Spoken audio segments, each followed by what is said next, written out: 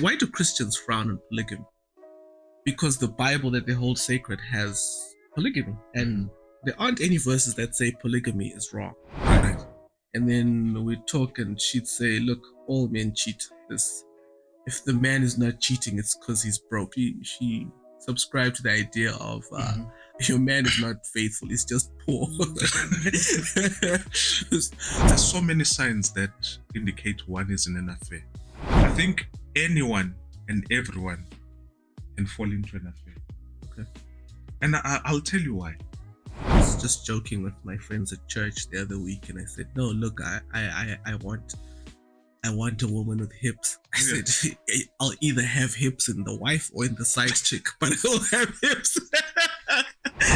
And this is why they say, if you don't want to fall into an affair, don't provide the right conditions. You could actually give your best to a person and they'll still cheat on you. Okay. Say, if you want to keep your man, have good sex. If you want to keep your wife, give her good sex. Mm-hmm. And that gives us the perception that sex keeps marriages. Okay. If sex kept marriages, why are people having sex and divorcing? Let's talk about the fact that 55% of pastors are addicted to porn, according to the Banner Research Group. Yeah. Let's talk about the fact that 70% of men in the church are consuming porn. Welcome to the Truth Tok Podcast, where we uncover the hidden truths and untold stories. The views and opinions expressed in this podcast are those of the host and guest, and they aim to bring light to the unspoken realities of life. The content shared here is for informational purposes only, and it is not intended to replace professional advice. Listener discretion is advised. Now, to the podcast. Truth Tok, voices up loud and clear. Truth Tok, what you need to hear. Truth Tok, breaking it down. Truth Tok, all over town. Hello, and we're back home again. We're not at that other location that we were last time. So we're back home, and welcome to Truth Tok Podcast. My name is Jason, the Soulful Nerd, and today we're talking about Playa in the house.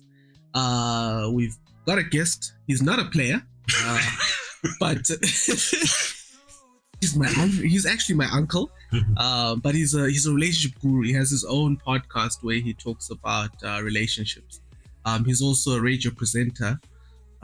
So actually, he should be running this interview, except that I don't know anything about playing women and relationships and stuff like that. But your name is? Thamsanqa Tshuma. Yes, man. Ukolite. Yeah, so today, welcome to the show. Thank you very much. I'm actually very excited. I've been following the podcast, I think, for a while. Thank you. I think from the time you incepted the podcast, and I'm glad to be here today. And we're glad to have you. Mm-hmm. We're glad to have you. So we asked some women, Right. and said there was a time we asked them, what do women wish they understood about men? Mm-hmm. And there's one, I changed names around a little to hide identities. Yeah. So one called Shim said, if they are really polygamous in nature, Solomon, etc., just so they can sleep with lots of women. Mm-hmm. And then C asked two questions. The first one, she said, can a man love two women at the same time, given the chance, which some have dating both? Right. Well, I guess she was typing in some language that closely resembles English. Mm-hmm. She also said, can a man be sexually pure, no masturbation, pornography kind of things in reality? Mm-hmm. So I noticed these responses mostly were interested in polygamy and monogamy, the idea that can a man really be monogamous? Mm-hmm. And so I wondered, when I thought about that, why do Christians frown on polygamy? Because the Bible that they hold sacred has polygamy, and there aren't any verses that say polygamy is wrong. Right. I think people will frown on polygamy, especially Christians, because of the outcomes or the results of polygamy. Okay. Because I think, I want to talk about polygamy from my own experience. My stepfather was polygamous. Okay. So polygamy comes with a lot of politics. Okay. It comes with a lot of backbiting, backstabbing, and all sorts of things. It comes with a lot of hurt. And so people will frown on it because, basically not because of polygamy, Okay. but because of how it makes them feel. Okay. Because we respond and react to things in life based on how they make us feel. Okay. If you meet a person, Jason, you don't normally remember them because of what they did, but you remember them because of how they made you feel. Okay. So polygamy makes you feel either robbed, or it makes you feel like you're missing out on certain things in life. So this is why we would frown on it, because it takes away something. It makes us feel otherwise. Okay. So that's how we're so judgmental about it. And you're right, the Bible doesn't necessarily say it's right or wrong. Mhm. But from where I sit, from my own experience, I won't go into polygamy. Okay. Because thank you for that. Because some people have said, well, there's a verse where Paul says, if you wish to be as the bishop, something must be a man of one wife. But the truth be told, that's not really to say polygamy is wrong. Because somebody could say, I guess I won't be a bishop then because I want 3 wives. But I like the fact that you've brought up that that Christians have, in general, not all Christians are anti-polygamy, but in general, Christians don't like polygamy because of the results. They see the not so nice results of polygamy. But then is monogamy natural? I think it's natural. Really? Yeah, I think it's natural. Because in the beginning, God gives Adam 1 wife. Okay. Why didn't he give Adam 2 wives? And I think it becomes part of our DNA after the fall. Okay. Because we tend to want things that we can't have. Abanye abantu are in jolo not because it's out of curiosity. It's out of, because somebody has said you can't have it. Now you're curious. And they say curiosity killed the cat. But maybe later we'll look at reasons why people go into jolo. I'm saying this because Shim once asked me, we're having a conversation sometime. She's a lawyer. That's all I'll say. She's a lawyer, so we're talking. Sometimes I'd visit her in the office and she'd say, Jason, all these files you see on my desk are divorces. All right. And then we'd talk and she'd say, look, all men cheat. If the man is not cheating, it's because he's broke. Isn't your man? She subscribed to the idea of your man is not faithful; he's just poor. So when we say is monogamy natural, is a man naturally monogamous, or is it something that he has to make an effort to do? Do you have to make an effort to stay faithful, to just have 1 wife and only be with that 1 wife? That's a very interesting question. Okay. And I think if we look at it from a man's point of view, okay, we will miss out on certain elements. Okay. I've actually done some research around the causes of affairs. And research has shown that between 20 to 35% of women actually go into affairs. Okay. And I'm qualifying the statement to say, let's not look at it from a gender point of view. Okay. But let's look at it from a human point of view. Thank you for that. Because a few months back, somewhere in West Africa, investigators looked through a government official's computer. Yeah. They were looking for fraud, apparently, the story goes. And they didn't find fraud. Yeah. They found videos. Yep. One commentator said, Google Drive is such a good thing. People should use Google Drive. Don't store videos like that on the phone. And this man slept with a lot of women. 400. Married women. And I remember speaking to a cousin-in-law, my cousin's wife, which is chatting about that. And she says, I like the fact that, men are up in arms with this, because men have always been cheating and stuff. And now that women are cheating, they don't like it. And then I said to her, but who have the men been cheating with? Exactly. So it's not a shock to me, because you say, I know men are cheats. Well, they unless they're gay, they're not cheating with other men. So the women too have trouble with infidelity. Yeah. Actually, the reason why the prevalence of women cheating is not well known is that women have a very subtle way of masking and covering being in an affair. Look, I've read stories where a woman has been in an affair for 20 years. Yeah. And it's because one woman was saying, if you are in an affair, I was talking to one woman. She says, don't change anything. Don't change your behavior. Don't change the time. Don't change anything. She says the problem with men is that you change. You become excited. All of a sudden, you're coming home at a different time. And I'm not, to the men out there, I'm not giving you ideas.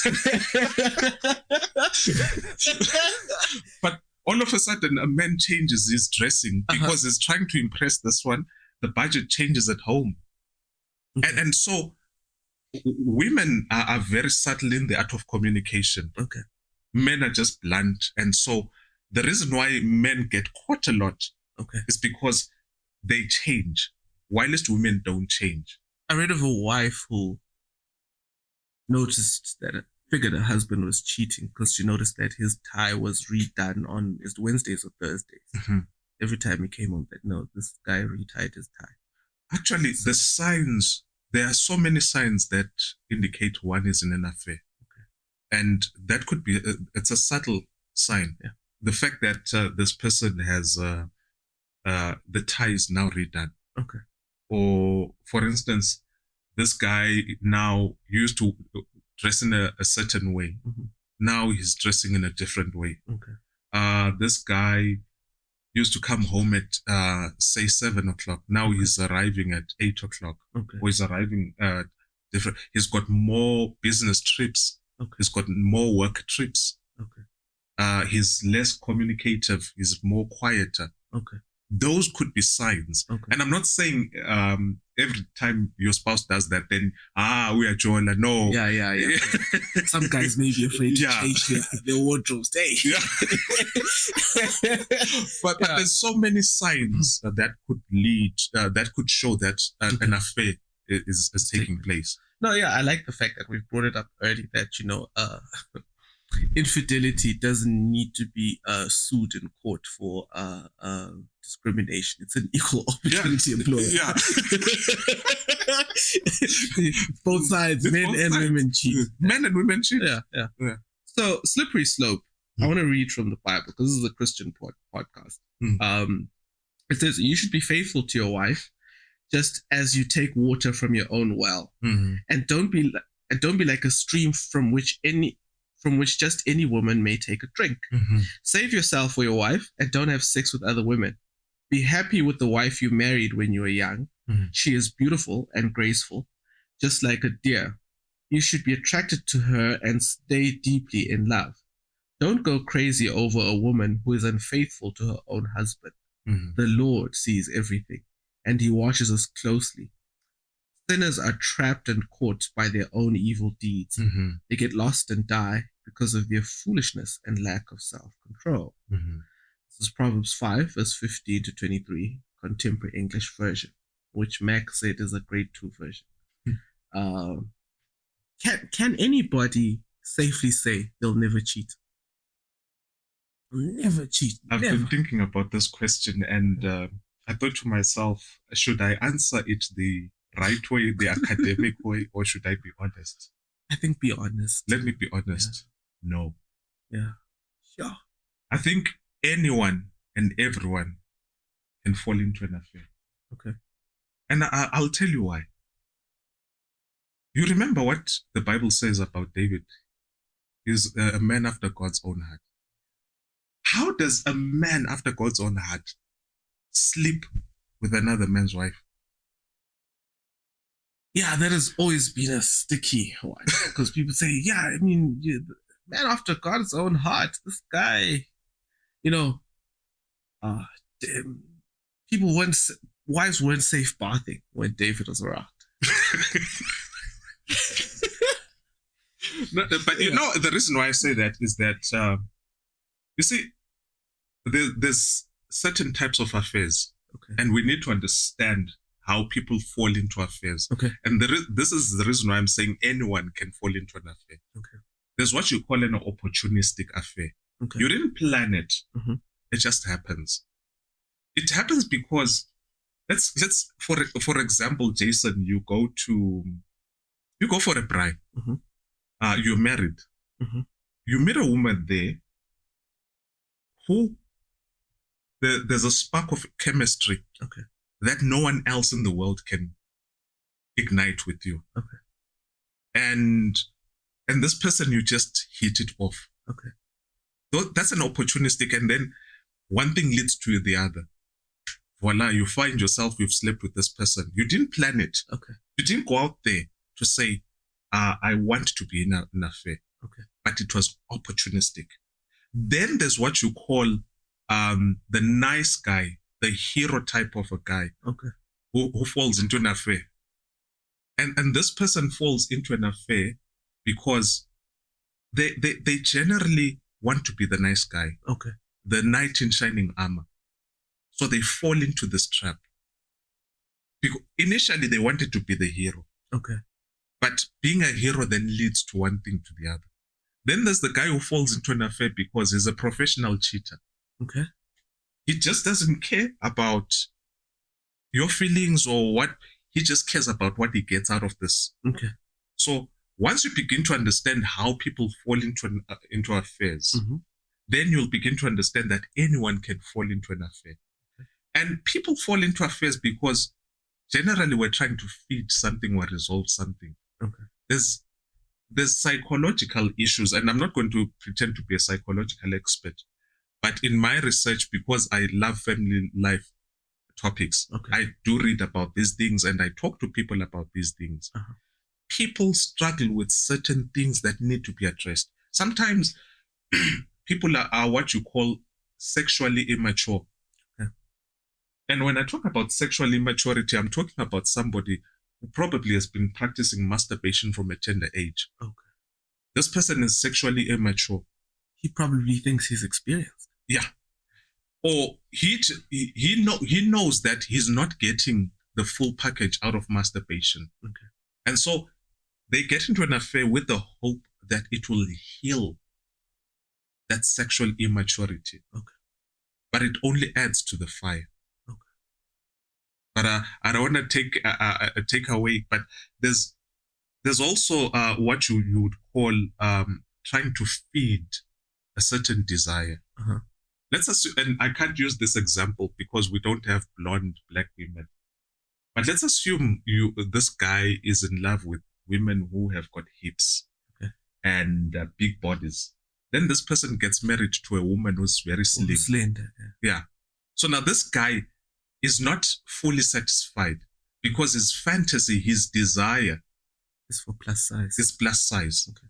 So generally you'll discover that this person will then fall into an affair with a person who suits his desire. Funny you should say that, because I was just joking with my friends at church the other week, and I said, "No, look, I want a woman with hips." I Yeah. said, "I'll either have hips in the wife or in the side chick, but I'll have hips." Yeah, we all had a good laugh about it. Yeah. Yeah, well, you're bringing that up. Okay. So I think it boils to the point that we've got to be honest with ourselves. Uh-huh. So going back to the original question, Jason, with the right conditions, with the right temptation, any one of us can fall into an affair. Sure. And so you've got to know your triggers. Okay. You've got to know.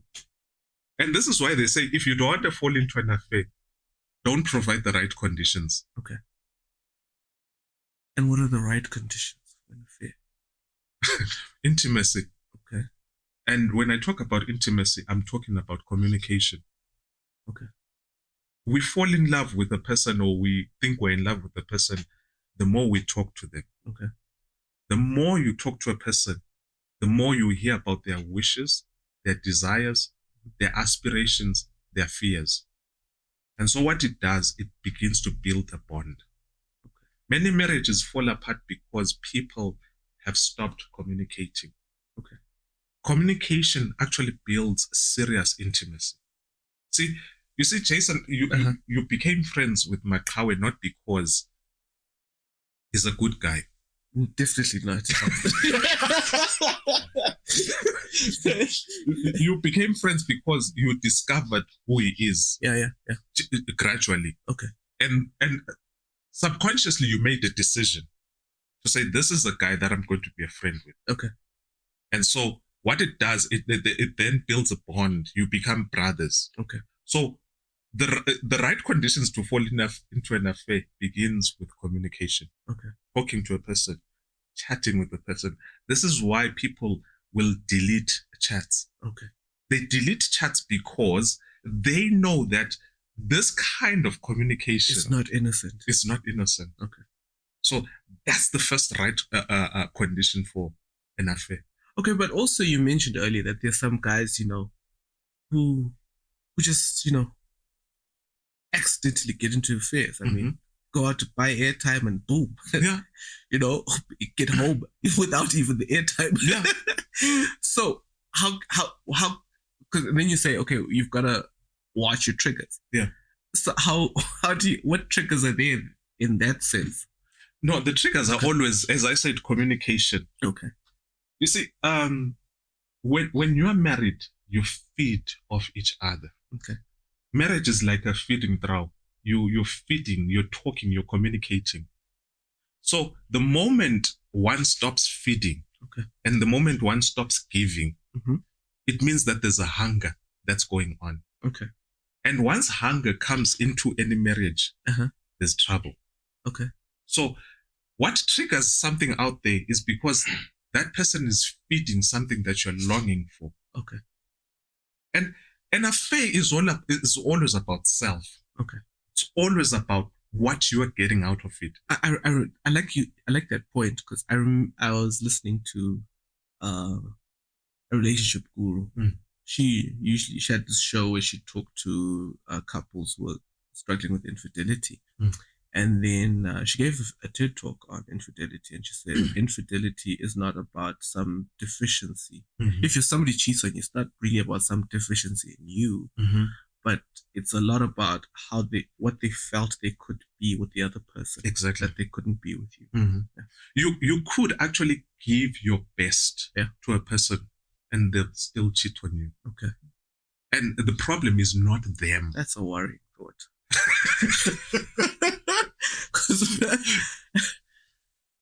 Because especially I think, it goes both ways. If somebody approaches a church group, say you're in church because it's a Christian, or not even in church or anywhere, and you say, look, I'm being cheated on. The first question people ask is, is your bedroom game on point? Some like to call it grown-up time. Is your grown-up time on point? Or what were you not giving this other person? So you're being blamed for the infidelity, to say there's something you weren't doing. And I think that's a wrong perception. Okay. That perception actually puts people under pressure to do gymnastics that they can't do. Yeah. And I think it actually objectifies sex. Okay. Because you could have the best sex in the world. And still. And you'd have the worst communication in the world. And that actually puts you at a minus. Okay. So I've always been worried about people punting and promoting to say, if you want to keep your man, have good sex. If you want to keep your wife, give her good sex. And that gives us the perception that sex keeps marriages. Okay.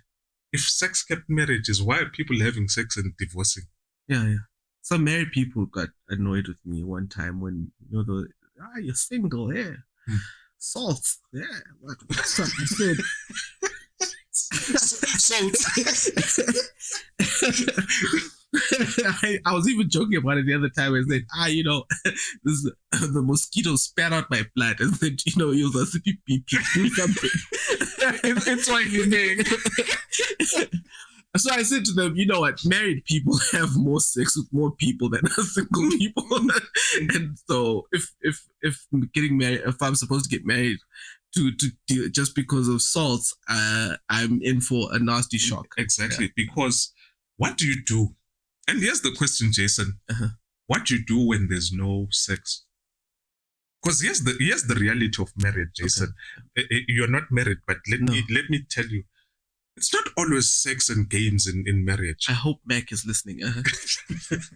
There's days. There's days when it's dry. Okay. There's days when it's in abundance. Okay. So what keeps you together when It's when like it's load dry? shedding. Yeah, what keeps you together? Yeah, what keeps you together? You gotta have more than sex. Exactly my point. You've got to have more than sex. I was chatting to somebody about the story of Esther, and I said, no, if you look at Esther, her bedroom game got her, it pleased the king and whatever. But as you read the story, you find she was no longer the favorite. And then she said, no, it's because the king was busy. And I said, no, if the only thing that keeps you together is how good you are in bed. Yeah. There was silence after that. Because when you get out of the bedroom, then what? Yeah. This is, let me go back to my The point. 2-minute noodles are over. Now he's got to live. I don't know about 2 minutes. But here's the question, Jason. I said communication is key. Okay. Shared goals are key. Okay. Now, the Bible then, Jason, says the two shall become one. Okay. How do you become one when you don't know each other? How do you move on in life when you don't have a shared goal? Okay. You see, a shared goal brings you together. The reason why you guys are here doing this podcast is because you've got a shared goal. Yeah. The moment you don't do this podcast together, you don't have a shared goal, which means that your friendship, one way or the other, can become affected. Okay. So this is why in marriage, it's important to have a shared goal. Okay. Because it keeps you away from affairs. Okay. So which brings in the aspect of work. Mac shared a video some time back, and the guy in the video was saying the reason so many affairs go on at work are because people have more shared goals with people at work than with their spouses. Exactly. I'm paraphrasing, and because we've had conversations off camera with other guys, and this thing has cropped up about affairs going on at work. Yeah. Somebody even said, in the Arab world, the men and women may work for the same organization, but they actually don't work in the same offices. Because some guys are saying, maybe it's actually a bad idea for men and women to work together. I think it's quite an interesting analogy. I think it's quite interesting, and here's how affairs are born in the workplace, Jason. They are born out of what you call emotional affairs. Okay. In the workplace, people share time and they share one common goal. More than they do at home. More than they do, because you're there for 8 hours. And when we talk about the 8 hours, we're talking about the time from the time you start working to the time you knock off. Okay. Meaning that you would have left home maybe 1 or 2 hours earlier. Meaning that you then spend, out of the 24 hours, you spend about 14 hours away from your spouse. Okay. And then you spend this time, the 8 hours plus, with this person. So what it means is, in the process of working, like any normal human being, we stop talking about work. Okay. We start talking about personal issues. Okay. And this is where the workplace becomes very complex, a fertile ground. The communication thing you mentioned earlier. Yeah. It becomes a fertile ground, because you're working with a colleague. Why not smiling today? I had a fight with my wife. Oh, shame. What happened? No, my wife, 1, 2, 3. Sorry, such a nice guy like you. Yeah, she doesn't know what she has. Yeah, nice compliments. Yeah. Then the next thing the guy says, oh, yesterday when I spoke to, she made me feel nice. Tomorrow I'll share. Oh, he made me feel nice. Oh, he said, you that's a nice skirt. That's a nice pencil skirt. Yeah. Beware of complimenting women at the workplace. Okay. Beware of complimenting men at the workplace. Because remember I said it's about how you make me feel. So when you're complimenting me, when you see the macho in me, you're drawing me to you. Okay. And so this is why the workplace becomes fertile. And maybe just going back, I said emotional. You start talking about the emotional things. Okay. You first connect emotionally. Okay. And the final outcome out of an emotional affair is the physical one. Okay. Because emotionally and mentally, you've already begun having sex. So this whole work husband, work wife thing, It's a real thing. yeah. It's real. Okay. You see people going out for lunch together. Okay. They bring each other lunch from home. See somebody carrying 2 lunch tins. And that's a sure sign that you are on the slippery slope. So maybe Zim's high unemployment rate. So blessing in disguise. But you know, Some people are still married together because they're not working. but you know what's interesting, Jason? Yeah. They say there's more affairs in Zimbabwe. Yeah. According to the research that I did, Okay. there's more affairs in Zimbabwe. There's more children born out of wedlock. Okay. So not going to work doesn't stop people from having affairs. Because ningaba ngomachayinyoka and have affairs. So we have to take a break now. Yeah. But when we come back, we're gonna start off with the question: how can I stop myself cheating? But before we get there, we'll also look at are there any red flags during the dating and courtship stage that indicate a serial cheater, or you said a professional cheater? Yeah. So for now, we're gonna take a break. Delete your Makwapeni number from your phone, and then we'll be back.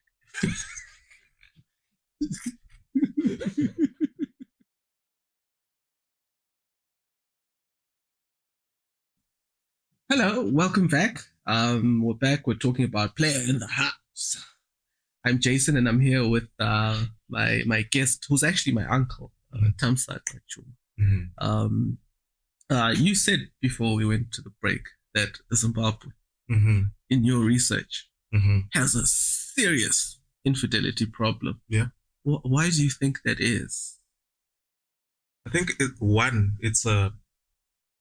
it's the level of selfishness that's in the community. Okay. Number 2, it's an issue of survival. Okay. The current economic situation actually puts an imbalance in terms of financial opportunities, financial muscle. Okay. So those with take advantage of those without. Because those without are trying to survive. Okay. It's bread and butter issues. And so it's provided an opportunity for those that always have had fantasies to practice what they fantasize about. Okay. So this is why Zimbabwe finds itself in these things. Okay. Thank you for that, because I have this theory, this toy theory that a lot of guys here in Playa, our city here, don't get married because they're not empowered. Right. I may or may not be included. we don't. Yeah, I don't know. Yeah. They're disempowered. And I was discussing this with a friend, and he says he's much older. And he says, actually, he believes that the reason a lot of older guys don't want to financially empower the younger guys is because that means they would not have access to girlfriends anymore. Wouldn't have as many side chicks. So I like I remember that when you brought up the idea of the haves taking advantage of the have-nots. Money is power. Okay. Money changes a person. In fact, let me rephrase it. Okay. Money brings out the real character of a person. Okay. And so what money has done, what the economic situation has done, it has allowed people to live out their fantasies. Okay.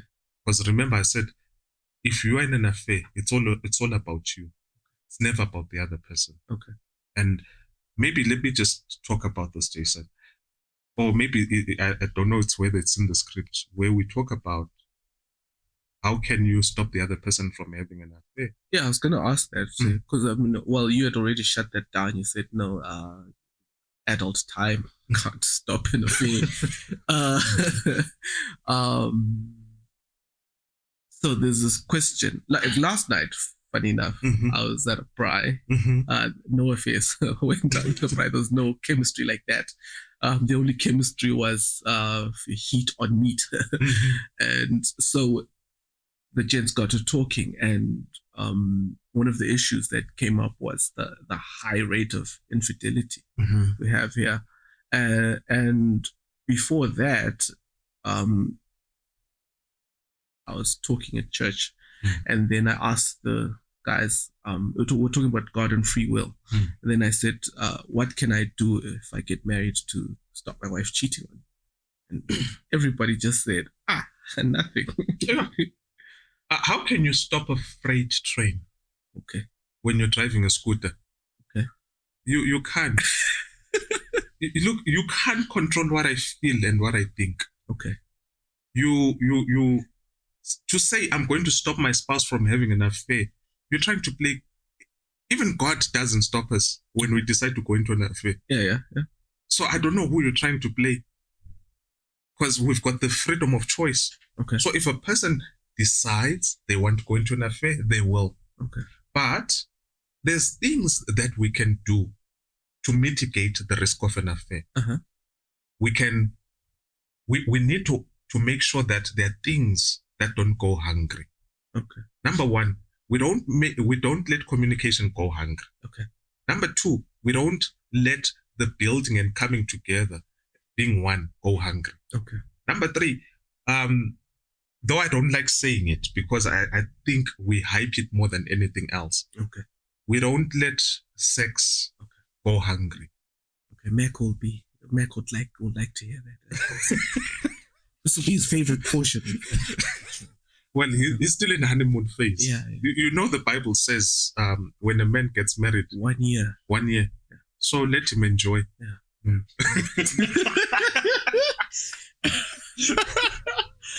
Yeah. Okay. Thank you for that.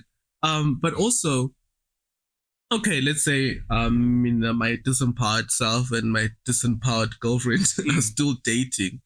We're dating and courting each other. Are there any red flags when you're at that stage that tell you to professional cheater coming up? There's a lot of signs. Okay. But we choose to ignore them. Okay. Number one, I think it sounds legalistic. Okay. Sounds, when a guy or a woman doesn't like praying. Okay. Doesn't like spiritual things. Okay. That's a red flag. But prayer warriors also cheat. Look, people pretend, Jason. Okay. People pretend. Okay. But when people don't like God in their business, okay, they're likely to do something funny. Okay. But when a person likes God in their business, in the genuine sense, okay, and I say in the genuine sense because there's a whole lot of people, Jason, who love playing prayer and church. Okay. And you can see it. Come on, Jason, we all know people who are playing church. Okay. We know people who are like, this is too much. Because these people even stop laughing and smiling. Yeah. I've heard people like, okay, let me give you an example. I know one elder, very prayerful, very God-loving in a sense. But when a woman walks past, he loves his neighbor. His eyes are not on the head. Okay. The eyes are on the bottom half of the body. Okay. And he follows the bottom half of the body. Okay. So you can already see that's a red flag. Okay. When a person can't even control their eyes. Okay. You know this thing that we do as guys like, that's a red flag. Okay. That's because you're failing to control yourself now. Okay. What more when now there's somebody else? Isn't it ukubhodla nje? So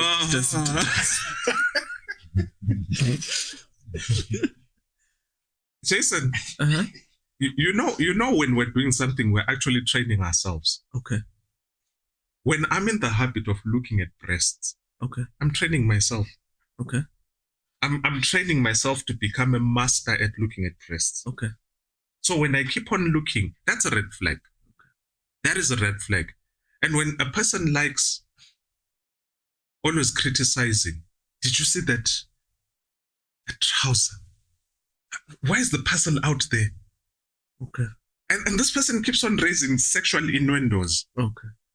Oh, did you see how she was dressed when she walked into church? Okay. And they make it sound like they're concerned. They're not really concerned. They like it. You know what they we like? They hate that they like it. Exactly. Okay. As human beings, we've got this thing. We like expressing what we think. Okay. Or what excites us, you know? So we'll be like, did you see? Like, we're dressing it with concern. Okay. But in essence, we're like, oh, yeah, that was nah. So I'm always concerned. I always say to my wife, hey, that man, he likes talking about. I'm worried. Okay. There's a red flag there. Okay. Yeah. Sure. Man. That's deep. Yeah. So then, okay, we've talked about, okay, you can't stop somebody cheating from you. Warning signs. What if I'm already cheating on my wife? How do I stop? Before I'll tell you an anecdote. Years earlier in church, this elder gave a testimony. He was talking and he said, look, I was with my boss. We're driving from H-Town to Bulawayo.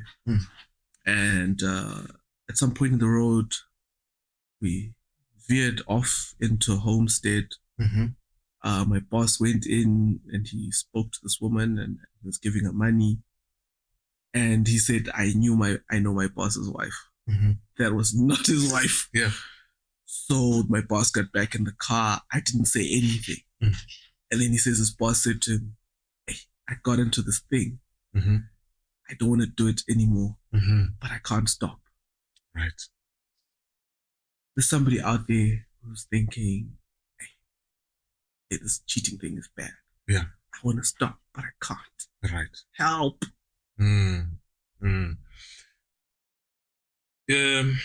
Help me divorce my work wife. You know, there's always an assumption that when you cheat, you can get out of your own will. Okay. You can't. So when you're cheating, here's what you need to do. And it's not the easiest of things to do. You need to come out clean. Coming out clean means that you're confessing that I don't love what I'm doing. I love what we have. Okay. So when you are in an affair and you assume that I'll walk out of it, it means you don't understand the human emotions. You don't understand what you have created. Okay. You've created a bond. You've created a synergy.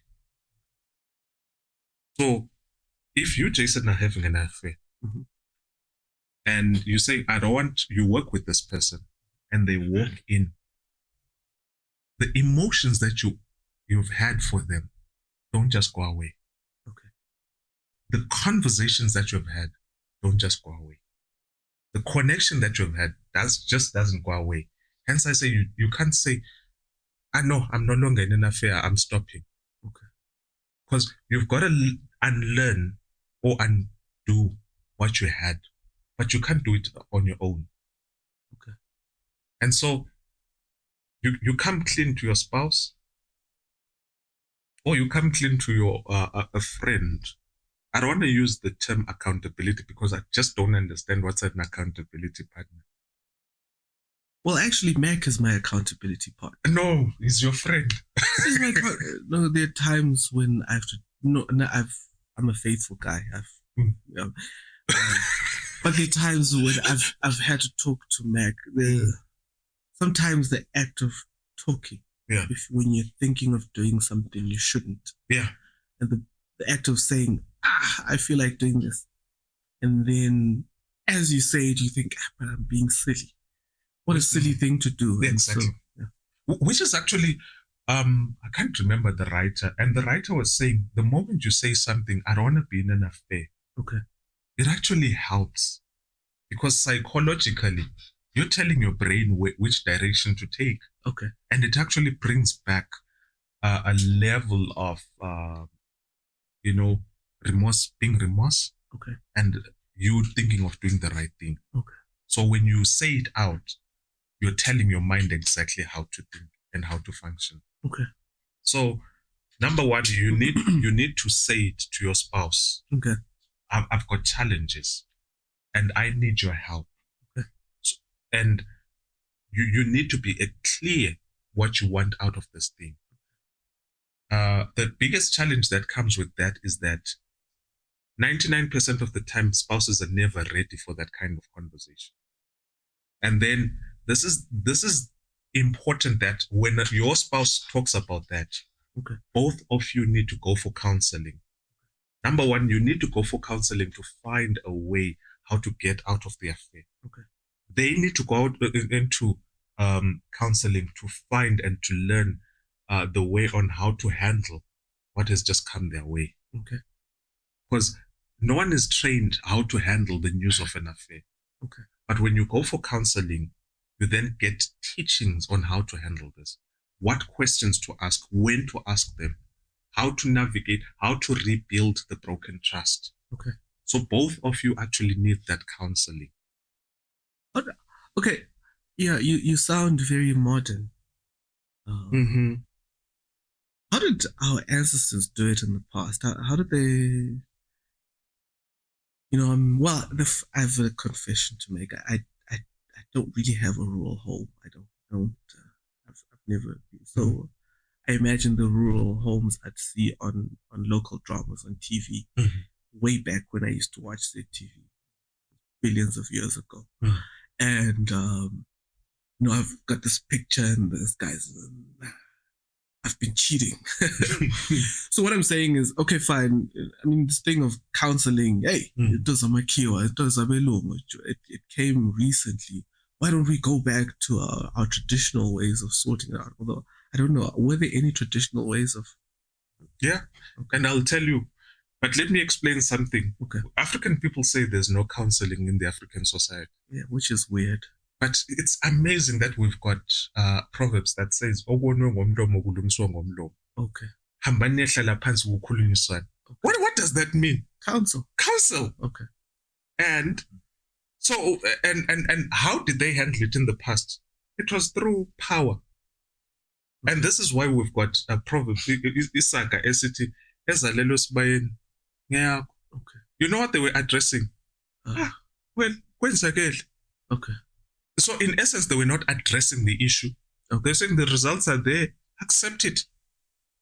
Live your life. Live your life. Take it or leave it.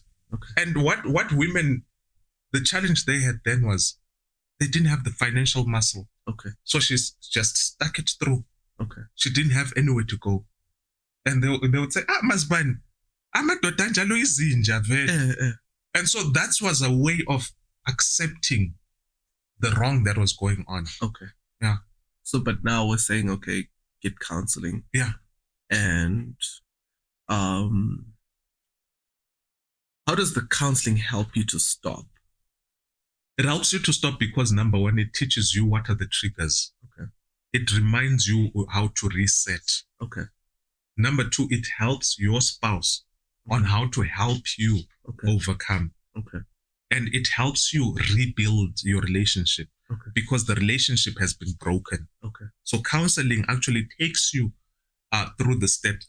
Some will talk about a 3-day intensive affair reboot program. Some will talk about a 12-month counseling program. So in essence, what's happening in there is that you're learning how to rebuild. Okay. You're learning how to reconnect. You're learning the basic things that made you tick initially. And I don't want to leave this one out, Jason. Counseling helps identify why you fell into the affair. Okay. And initially, I spoke about sexual immaturity. Did you know that about 80% of men who fall into affairs are trying to deal with a sexual gap in their lives? Okay. Number one, they either fell into masturbation, Okay. or they're caught up in pornography. Okay. And so the cause of getting into an affair is not really that they didn't love their spouse. Okay. It's that they got caught up in a vice that kept wanting more and more. And initially, they kept it to themselves. And I'm glad you brought that up. Mm. Because I actually know some people who told me that, porn is basically a crash course in sexual prowess. Yeah. In sexual prowess. Yeah, that if, so the guy said to me, some people actually suck at sex, and depends on what you're doing, sucking at sex might actually be good. But some people don't.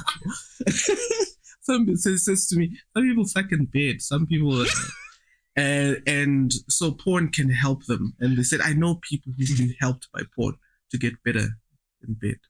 And I thought, well, I'm not married, but now, yeah. Can I be honest? And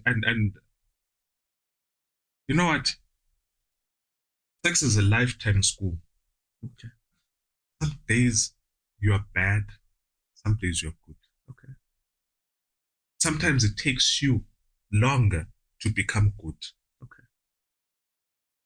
Now, I'm saying this in the sense that when you start off and you're married, it doesn't matter how much you love your spouse, you will suck at sex. Yeah. And we've got to be honest to say that's the normal thing. And why we suck at sex is because we did not grow up and we're told this is how you have sex. Yeah. So when you go into your bedroom, you begin to teach each other communication. Okay. And then you grow. And it takes years. Okay. And I'm saying this because I've been married for years. So you are growing, you are learning, this works, this doesn't work. Oh, let's discover new things. Okay. And so this notion that porn teaches you how to be a prowess is wrong. Okay. Because what you saw that woman or man getting excited about in porn might just not be the thing that excites your spouse. Or you. Okay. No, it excites you. Okay. So it becomes about you. Okay. So you're no longer becoming intimate. Okay. You are using. So porn doesn't train you how to have sex. Okay. It trains you how to use. Because you are not intimate with your spouse, but rather you're using them to your fantasies. As you're speaking, I'm just hearing pop, pop, pop, pop, pop, pop, pop, because you've burst so many bubbles. You remind me of a guy who said, when I listen to some virgin girls talk about what their first experience will be like, I've thought to myself, they're going to be very disappointed. Yeah, so... Wow, because there are some people who think, no, look, if I don't have sex before marriage, the first time I have sex is going to be fireworks, and we're going to be swinging from the chandeliers, curling our toes, and calling for our mothers. Yeah, like, Calling for what? Mama knows. And here you are. You've just burst bubbles. And Jason, we look. You've basically just said the first match is a loss. Look. I ask people a lot of questions. Okay. Years ago, when I was at the Playa Poly, I was sitting with married women as a student. I asked them. I said, "How's your first sexual experience?" Sure. Believe me, it was 100% respond. Painful, bad. Nothing to write home about. Okay. And I said, how has it gone? How is it going right now? Okay. I remember one of them saying, it still sucks. It's still bad. Okay. Others were saying, oh man, the man has grown, he's improved, we've both grown. Okay. So the reality, Jason, is that we take baby steps. Okay. And unfortunately, society has taught us to say, man, I was brilliant. And porn has... So what you're saying is porn has filled people with this expectation. Yeah. And because the reality doesn't live up to it, he goes to look for it outside. Okay. Hence I said they use. Okay. So they are going outside to fulfill the need that they don't necessarily didn't have to have. Okay. But they created it. A craving. Yeah. A craving. Okay. Because they're saying at home, I'm not getting it. Okay. So these are all triggers. These are all causes. They are root causes. So in essence, what I'm saying is, when your spouse has cheated on you, Okay. don't sit and say, I'm the one who's wrong. Okay. I'm the one who's gone wrong. People make that mistake of saying, I'm the one who's caused this. Okay. Don't blame yourself for your spouse going into an affair. Okay. Because even if you had moved Mount Kilimanjaro, Okay. they would have still gone to have an affair. Even if you had cooked the best meal, bought the best car, bought whatever, Okay. you were never going to stop them. They made that choice. Okay. So blaming yourself for an affair will never get you anywhere. Okay. Because it's not you. Okay. And when I hear people say, he used that common term, it's not you, it's me. When they say it's not you, it's me, say amen. Yeah. Yes, it's you. You've got an issue. Okay. Wow. So, stopping cheating sounds like a chore. I think it's actually easier, although you don't feel like it at the time, to not start at all. Exactly. Yeah. Listen, stolen waters are sweet. Okay. You talked. I was reading a reel on a comment section on Facebook, and this woman says stolen waters are sweet, and this is why people go into an affair. Okay. Because it's the excitement, it's the craving, and once you take that drug, you can't stop it. Affairs are like drugs. Okay. You take it, you want that high. So you're right when you say don't even start it. Okay. Because you see how drug addicts struggle to leave drug addiction. Okay. On their own, they can't. Okay. They then need to go into a therapy counseling session to help them and that's painful. That's a painful process. And so in order to stop an affair, you need to go through the painful process of denying yourself the high. Okay. Yeah. Okay.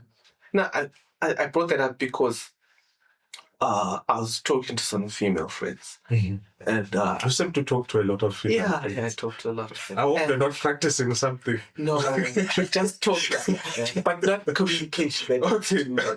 But yeah, so from the talking, I actually said to them, monogamy is not natural. Mm-hmm. Well, you obviously disagree with me, but I think you agree with me.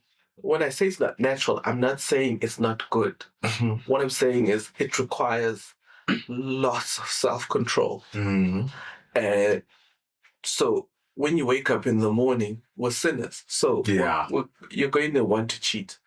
So I said to them, look, love for your wife, loving her won't stop you cheating. Mm-hmm. I don't care what Hollywood says, but it's self-control. So I'd say if you want a faithful guy, look for a guy with self-control. Exactly. More than a guy who loves you. Because I'm tired. Yeah. You're so right, Jason.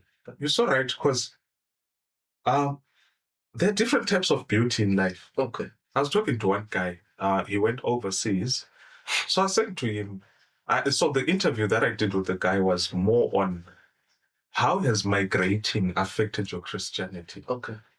And then he says to me, man, listen, when I got to the country where I am in right now, I saw beauty that I had never seen in my life. Sure. And this beauty made me lose my mind. Okay. So Jason, you used to Zimbabwean beauty, you used to South African or Botswana beauty, but you've never seen beauty from the islands up close. Okay. And it could actually mess up with your hair. Okay. And so you need a lot of self-control. Okay. And this is why when you see once, don't look twice. Okay. When you see, Keep moving. keep moving. Okay. Because when you look second time, you're analyzing. Okay. And analysis is dangerous. There's no paralysis. It's the only analysis without paralysis. So, somebody's wondering. I'm thinking of to move to spilt milk. Mm-hmm. No use crying over spilt milk. Somebody out there wants to know what's the worst thing I could do when I discover I'm being cheated on. Blame or hurt. Blame yourself Okay. or hurt the other person. Okay. We've already talked about blaming yourself, but hurting the other person, I mean, they must feel my pain. It doesn't bring the healing you're looking for. Okay. It doesn't. Look, in every hurt, the one thing that we look for is the healing. Okay. And the unfortunate part is that we interpret healing with hurting. Okay. Hurting another person does not bring the healing that you seek for. Some people say it brings catharsis. No, it's a misplaced thinking. Because you know, Jason, when you get hurt, what's your natural instinct? To strike back. No, when you fall down, Jason, you don't hit the ground because you got hurt. Okay, yeah. You attend to the wound. Okay. And this is when you're cheated on, attend to the wound. Okay. What's the wound? Your heart. Attend to it. Because you waste your time in your life trying to hurt the other person. Okay. So attend to the wound. Wow. That's incredible. So, is it ever good not to confess infidelity? The question would be, is it easy to give up drug addiction alone without help? All the drug addicts that have overcome drug addiction have gone through a process of counseling, a process of help. But what about a one-day international? A one-day international, here's the thing. The devil is the owner of the syllabus. Okay. When the one-day international started, they didn't end with number one at the beginning. Okay. There were others that were scheduled. Okay. See, the devil will schedule another one-day international for you. Sure. So you better get help so that when he schedules it, you've got someone who can help you miss that one ODI. Okay. Mm-hmm. Sure. So you need help to stop. Yeah. But there's this fear, I think, that if I confess today, I'll be single tomorrow. Here's the reality about confession. Mm-hmm. Whenever you confess something wrong that's hurt your spouse, expect a reaction. Okay. You cannot not expect a reaction. Okay. It's unfair for you to not expect a reaction. Okay. Expect pain, expect tears, expect anger. Okay. That's the natural thing to happen. Okay. So confessing doesn't mean the end of the road. And I'll tell you why. 60% of people who've gone through counseling after experiencing an affair have recovered and experienced a better marriage. Okay. And that, So affairs are good yeah. for marriage. Child marriage is on the rocks. Let's have an affair. No. 60% chance. No. It's actually just it's a reminder that getting help can actually help you recover what you think was lost. So what makes the difference for those 60%? How can you make sure your marriage survives infidelity? It's because there's intention. Okay. Number one, there's the intention to come clean. Okay. The intention to say, see, an affair, when you confess it, you are actually saying it's not more important than what we have. Okay. So you are now then saying, I'm willing. So it begins with the will. Okay. People divorce not because they're not willing. Most of the time, it's because the will is no longer there. And so what you need to do is you need to be willing to work together. Okay. And so when people are willing, it means that their mindset, it becomes a common goal. Okay. It becomes a common goal to say, let's rebuild, let's repair. Thank you for that. Now, in this repairing thing, what do you do when there's a bundle of joy from infidelity? Somebody did something they're not supposed to, and voila, zygote, embryo, diapers. Do not hate Almost. the product of the affair. How is that really practical, though? I mean, It's practical. it's a reminder right there. It's a reminder. But this child did not choose Okay. to be where they are. Then how do you work out things of inheritance?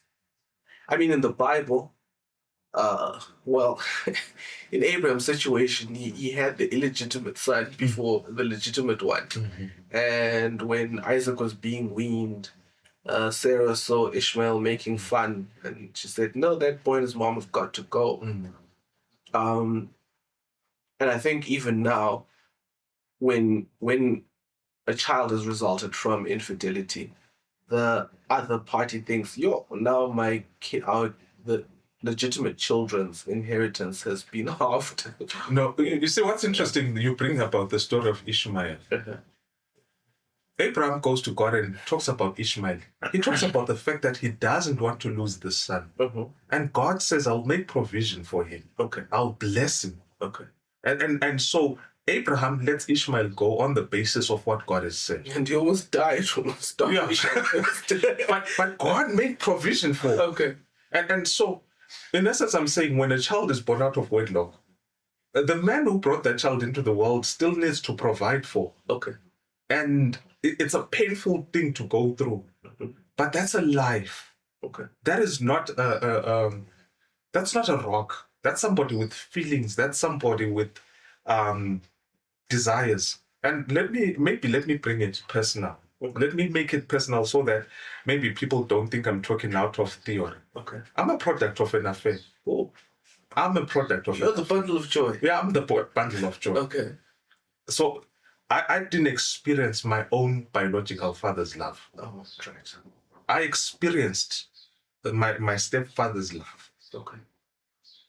And I'm simply saying, I am what I am because of a man who did not bring me into this world. Okay. There was provision for me from this man. Okay.